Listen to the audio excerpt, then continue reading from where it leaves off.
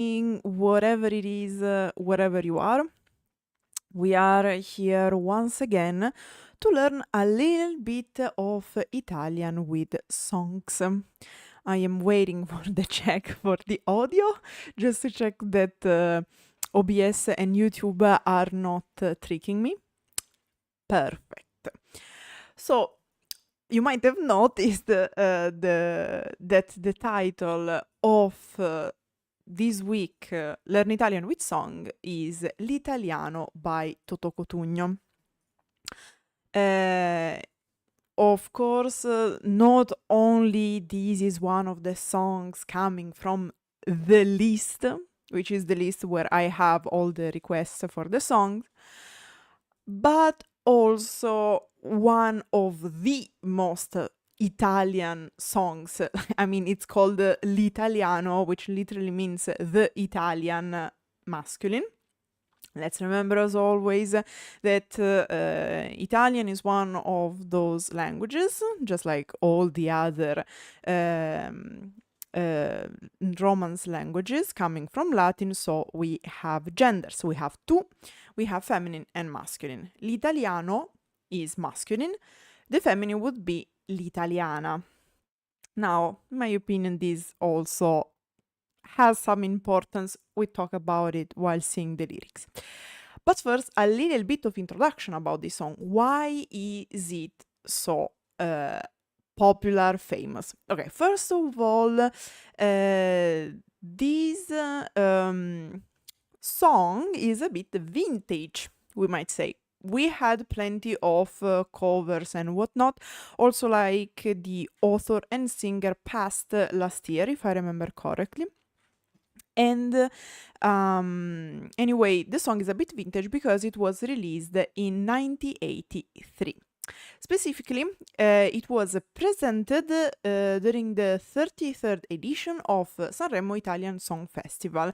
This is not the first song we discuss made or that were presented, participated and whatnot in the Sanremo Music Festival. Because of its importance, there will be others. The edition, however, wasn't this song didn't win that edition, the edition where it was presented. In fact, the winner was Tiziana Rivale with Sarà quel che sarà, another very famous Italian song. On request, we can analyze that one as well. So, what happened during the Sanremo Festival? Well, this song, L'Italiano, ranked 5th. However, it won the people's vote. It's something very common during the Sanremo Festival. We usually have the winner, and then we have another song. Usually, it ranks in the top 5, which is called the fan favorite, the people favorite, and whatnot. In 2024, for example, La Noia by Angelina Mango won. However, there was a lot of discussion about it because the song is beautiful, very appreciated, and whatnot. However, the people's vote was won by the song presented by another artist, Joliet. Anyway, so what's the point? What's the theme of this song? Okay, the song talks about vices, virtues, and stereotypes of the bel paese of Italy. Before starting with the lyrics, a couple of trivia. The song was actually written for another singer, a very popular, famous, and whatnot Italian singer, Adriano Celentano. However, he refused, and when I say that it was written for him, it's not like Volare, another song we talked about by Modugno. where it was like, okay, I write it, but I actually want someone else to sing it. No, in this case, Totò Cutugno wrote the song and dedicated it to Adriano Celentano. L'italiano presented in the song in Cutugno's mind was Celentano. Like it, he wrote the song for him. He is l'italiano. However, Adriano Celentano refused because he thought, at least this is what he said, it was like humble gesture. He didn't feel like he was representing the Italian. So it was like, no, I can't, it's too much. I'm not l'italiano vero described in the song. Like, it's too much for me, it's too much. I'm quoting, I don't live in Adriano Celentano's mind, so I can't know for sure, but this is what he said. And the other trivia is that on the fourth evening of the Sanremo Festival 2024, so right now when I'm talking is like the latest Sanremo that we had, the most recent, dedicated to covers, the song was honored by Gali, together with the song Baina and Cara Italia. The medley ranked fourth. So, of course, this was like criticism to society, if we want to call it like this. And of course, it was symbolic that it was sung exactly by Gali. So, that said, let's see the lyrics.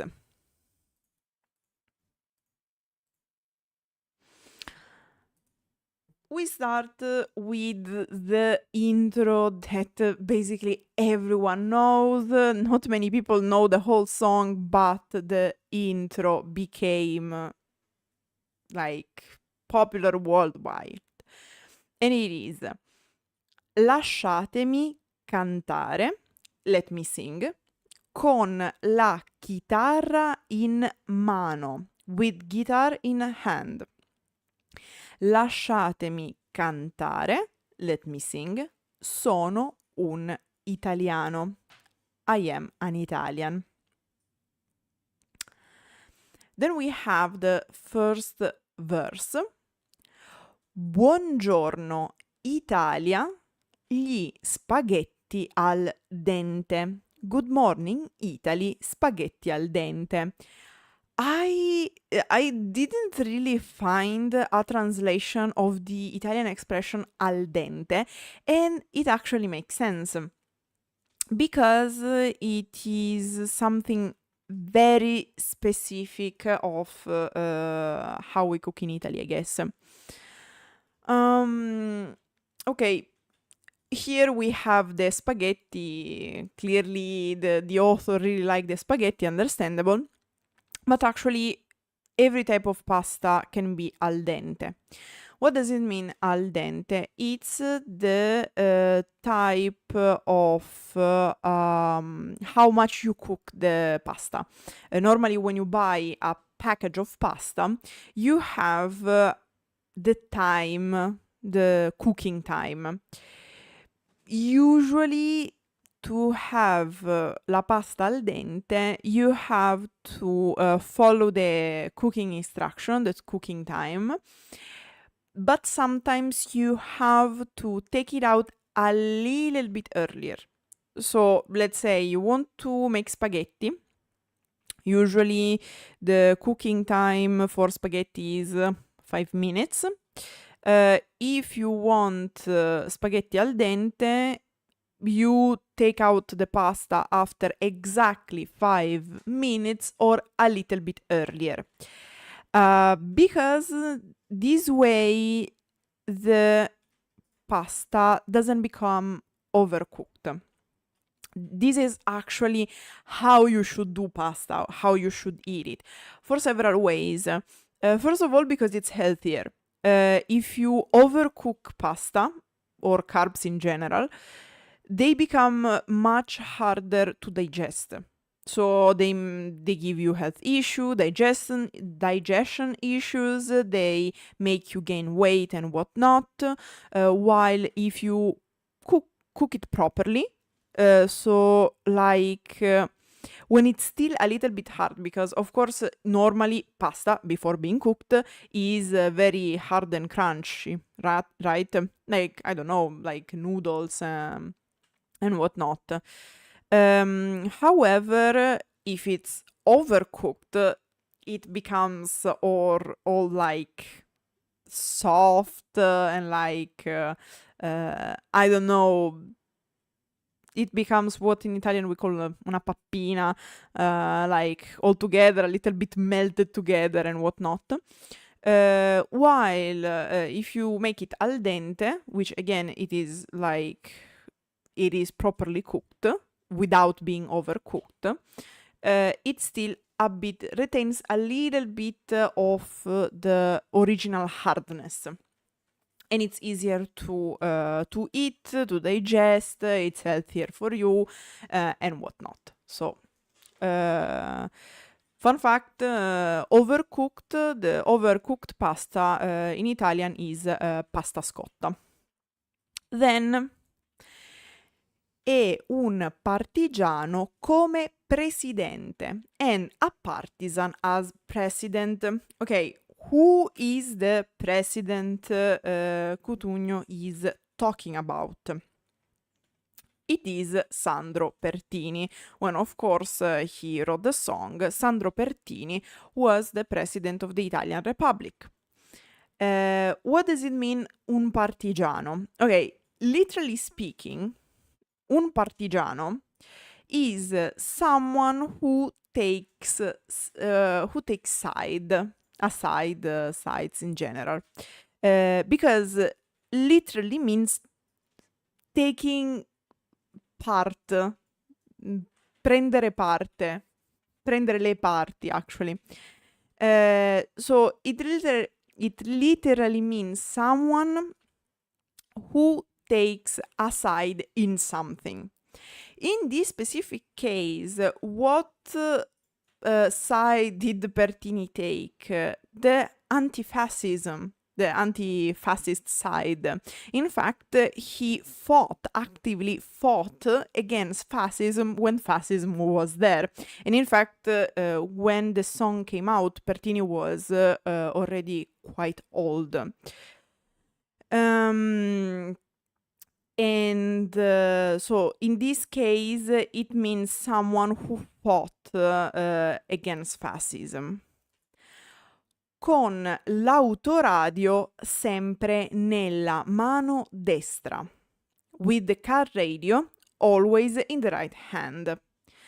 Un canarino sopra la finestra. A canary bird above the window. So what do we have in the first? What are the characteristics of the true Italian in this first part of the first verse? With pasta, we are against fascism, we love cars, and we have canary birds. I guess it was like a trend back in the days, in the 80s. Like right now, I don't know many people having canary birds as pets, but I guess it was a trend at the time. I don't know. Maybe Celentano had a canary. So the pasta is, of course, a meme. Being against fascism should be something still true nowadays, but many Italians are struggling with it. And also the car, we had Ferrari, we have Lamborghini, and so like understandable. This is quite true. The canary bird is a touch of color, I guess. Buongiorno Italia con i tuoi artisti. Good morning Italy with your artist. Con troppa America sui manifesti. With too much America on the posters. Ok, what does it mean here? America in Italian can be the whole continent, because we have the six the six continent model taught at school, geographically speaking.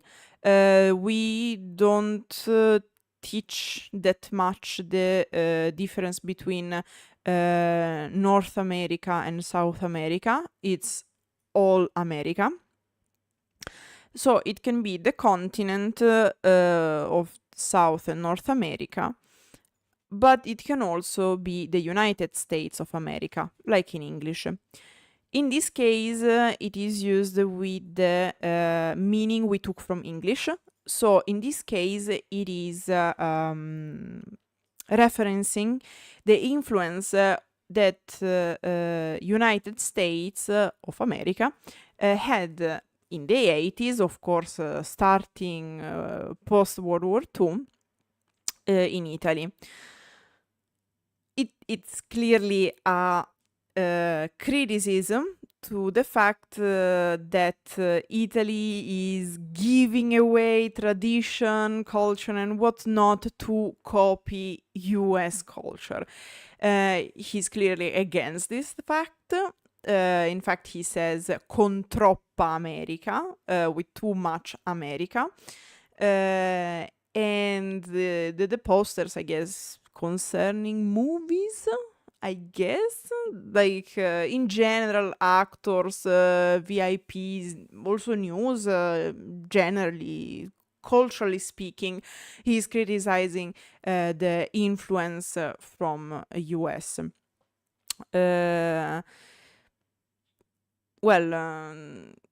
It is something that happened. In fact, there are other Italian songs criticizing some Italians wanting to be all in, like living US style, US best country in the world, and whatnot. Understandable considering the historic period. And it's something that stays also today, not much with US specifically nowadays, but with other countries in general. Like there is this thing in Italy where you have people where like either Italy is the best country in the world, we are doing everything correctly, nothing wrong, we are the best, Italia numero uno. On the other side, you have people like, oh, in Italy nothing works, every country in the world is better than Italy, everything is broken in Italy. And back in the days, in the 80s, usually the comparison was with US. I kind of understand the author, to be honest. I am the first one saying that sadly my country is slowly dying because of many problems. But I can also see that each country has its problems. So there is no point in idolizing another country, saying that Italy is shit, because yes, Italy has problems, but it is better to focus on solving them than idealizing other countries having as well their problems, as it is physiological, of course. Con le canzoni, con amore, con il cuore, with songs, with love, with heart. This verse is pretty much pizza, pasta, mandolino, but I don't know if this was supposed to be like a stereotype, like a list of virtues. In theory, as you will see, like in this section of the verse, we had something good, something bad, something good, something bad. And in fact, the last line is con più donne, sempre meno suore. With more women and less nuns. What does it mean? It means that he was pissed about the fact that women were like more free. So, like, this is a very delicate way to call Italian women prostitutes, put it like simply. So we have in this section artists. So Italy has artists, good. Italy has too much influence from the United States, bad. Italy has songs, love and heart, good. Italy has women that are gaining more and more freedom. In this case, it is implied sexual freedom. So, I leave to you all the considerations. So, anyway. And then we have the ending of the first verse. Buongiorno Italia. Buongiorno Maria. Good morning Italy. Good morning Maria. Who is Maria here? It is true that Maria is quite of a common name in Italy, but it also implied the Virgin Mary. It's not a coincidence that Maria is nowadays not that much, but in previous generations, it was something common to call your daughter Maria as a tribute to the Virgin Mary. Con gli occhi pieni di malinconia, with eyes full of melancholy. Buongiorno Dio, good morning God, lo sai che ci sono anch'io. You know I'm here too. So, what does it mean, this last part of the verse? It is a bit on the notes of back in my days, people were more Catholic. And it, in my opinion, is not a coincidence that this part comes after the verse con più donne sempre meno suore. It is something like back in my days, women weren't acting like this, and we were like respectful of God and whatnot. It's giving me a lot these vibes. I'm not surprised because in the end this is a song from the 80s. I wouldn't be surprised even nowadays considering how things are going. But yeah, it is basically like, look God, I'm still a good Catholic, because as many of you might know, Italy still suffers a lot of the influence of the Catholic Church, since we have it in Rome. And this is a clear example of the cultural influence of the Catholic Church on Italian culture. Then we have the chorus. Again, probably one of the most known part of the song, one of the parts that became the most popular, which is a variation of the intro. Lasciatemi cantare, let me sing, con la chitarra in mano, with guitar in hand. Lasciatemi cantare, let me sing, una canzone piano piano. Now, piano, it is an adjective that can mean several things. In this context, I am 99% sure that it means softly. So, a song softly, softly. It can also mean, for example, slowly, but more in this case, I really think it is used as an opposite of loud. So in this case, softly. Lasciatemi cantare, let me sing, perché ne sono fiero, because I'm proud of it. Sono un italiano, I'm an Italian, un italiano vero, a true Italian. Then we have the second verse. Buongiorno Italia che non si spaventa. Good morning Italy that doesn't get scared. Con la crema da barba alla menta. With mint shaving cream. Again, another trend of the time, I guess. Con un vestito gessato sul blu. With a blue pinstripe suit. Very common back in the days. It is basically the suit, the very typical rigid suit, usually in dark color, so either blue or black, with little thin stripes on it. It is very common and it is very stereotypical match to Italian culture. E la moviola la domenica in TV.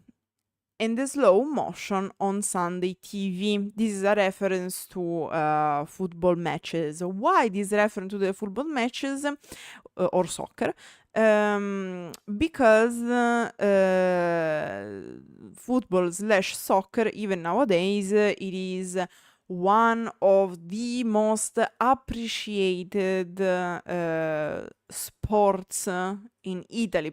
Still is the most appreciated and the most followed. But why we are going to find out now. Buongiorno Italia col caffè ristretto. Good morning Italy with a strong coffee. With the strong coffee, my bad. Because the caffè ristretto is part of the holy trinity of coffee, which is lungo, corto, ristretto. Yeah, many people, even in Italy, can't tell the corto from the ristretto. They think they are synonyms. Actually, technically, word of barista, they are two different things.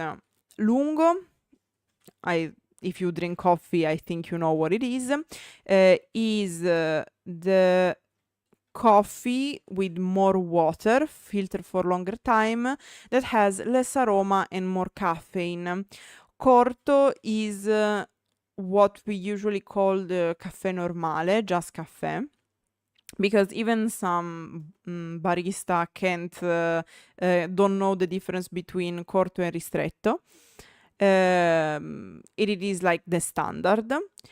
And then we have the ristretto with more aroma and less caffeine. I did a whole video concerning this topic, concerning coffee in Italy, and you can go check it out for more information.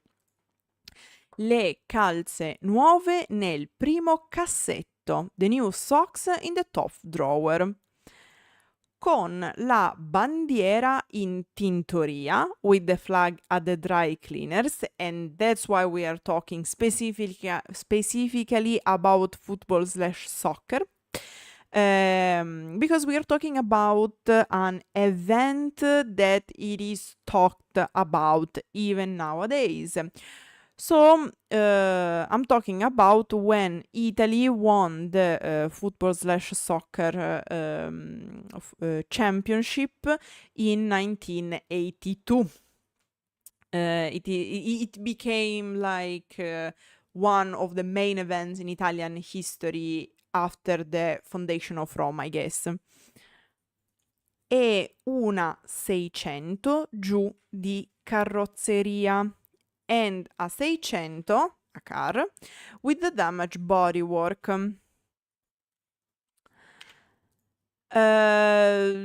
This line is not that clear. Even us Italian are not sure about the meaning. The main interpretation is that giù di, it is used to imply something damage, which is true. For example, essere giù di morale means being in a bad mood.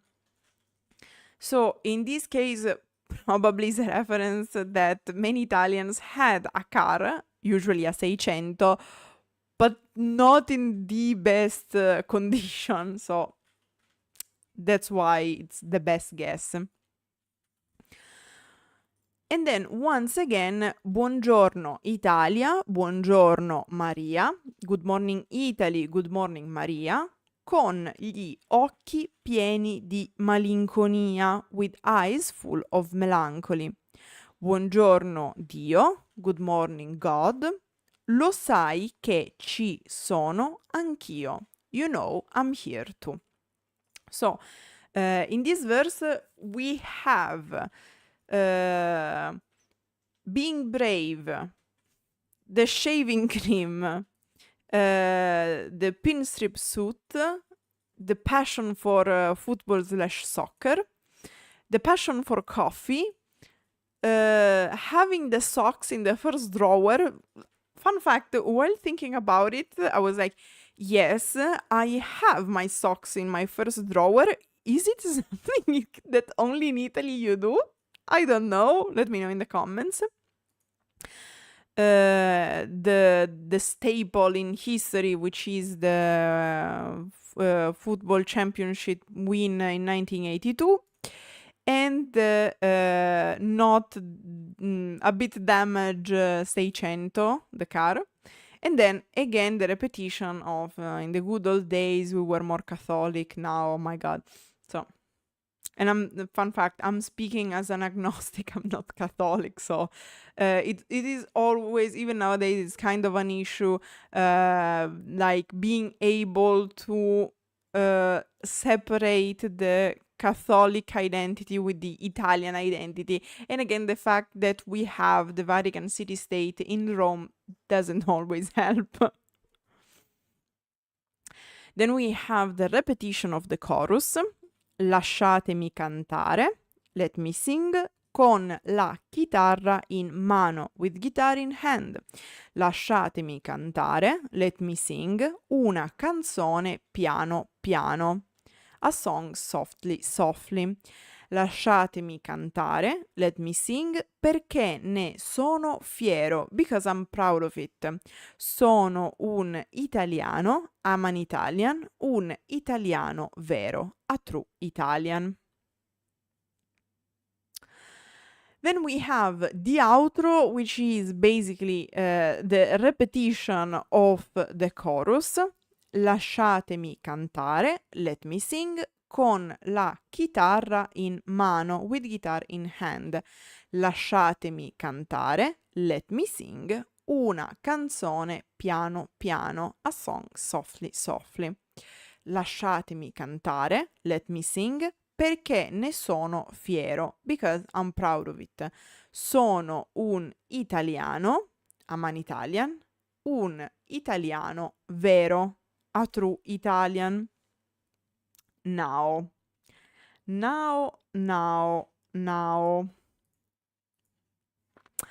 What can I say? Well, first of all, understandable. I might have a controversial, like unpopular opinion about this song, which is like, it is good. I perfectly understand why it became so popular, and I can also see that many things are true, because in the end it's also about stereotypes. So in the end we have pasta, we have anti-fascism, we have cars, we have canary birds, we have artists, we have US influence, we have songs, love, heart, we have people not very happy about women being sexually free, we have the influence of the Catholic Church, we have being brave, we have shaving cream, we have pinstripe suit, we have passion for football/soccer, we have coffee, we have socks in the top drawer, we have the win in the football championship 1982 in our hearts. The fact about driving a 600 in poor state. And I can see that many things are still true nowadays, that stereotypes are still there and kicking. I also understand that many people love mainly the chorus, which makes sense because the chorus is quite neutral. So it can be adapted to many people, many contexts. It's very general, which is what it made the fortune of this song, if you ask me. But if you go and check the two verses with the actual content of what being un italiano vero means, first of all, is very masculine. So, like, it is really un italiano and not un'italiana, which makes sense because, again, this song was written having in mind Adriano Celentano, so it makes sense. But again, like, the cultural references are more like clearly having in mind a man. Like, this song was clearly written having in mind a man. And there are several stereotypes, and if I have to tell you, like, but do you recognize in this song? No. That was the unpopular opinion.